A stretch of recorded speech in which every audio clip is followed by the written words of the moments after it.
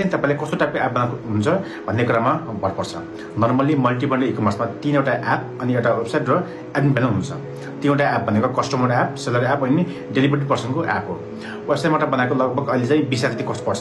Customer Android app बनाएको extra 10,000, seller Android app बनाएको extra 10,000 अनि डेलिभरी पर्सनको पनि एन्ड्रोइड एप बनाएको एक्स्ट्रा 10,000 जति तपाईलाई कस्ट पर्छ। यो पुरै प्याकेजको लगभग 50,000 जति तपाईलाई कस्ट पर्छ। आइएस को लागि एप चाहिँ यसमा हुँदैन। आइएस पनि एप हुन्छ भने चाहिँ पर एप 50,000 जति एक्स्ट्रा पर्छ। एप्पलको रेगुलेसनले गर्दा आइफोनको लागि एप चाहिँ एकदम महँगो पर्छ। एप नबनाएर सुरुमा वेबसाइटबाट मात्र काम सुरु गर्दा पनि हुन्छ, तर एप भयो भने सजिलो हुन्छ भन्ने हो। डेलिभरी एपको पनि सुरुमा तपाईँ त्यति जरुरी नपर्न सक्छ। यदि डेलिभरी पर्सन आफ्नै राख्नुहुन्छ भने मात्र जरुरी पर्छ, नत्र भने पर्दैन। ओभरअल 40,000 देखि 50,000मा सुरुमा वेबसाइट अनि एन्ड्रोइड एप बनाएर तयार हुन्छ।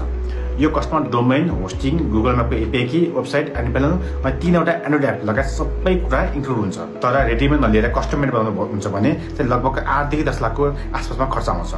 हामी काम सुरु गर्नुभन्दा अगाडि 40% एडभान्स पेमेन्ट लिएर काम सुरु गर्छौँ, जुन चाहिँ रिफन्डेबल हुँदैन। अनि काम लिएर सुरु गरेर सबै काम कम्प्लिट भएर तपाईँ पुरै सन्तुष्ट भएर अब यसमा गर्नुपर्ने काम केही पनि बाँकी छैन भनेपछि मात्र बल्ल अरू रिमेनिङ पेमेन्ट गर्न आउँछ।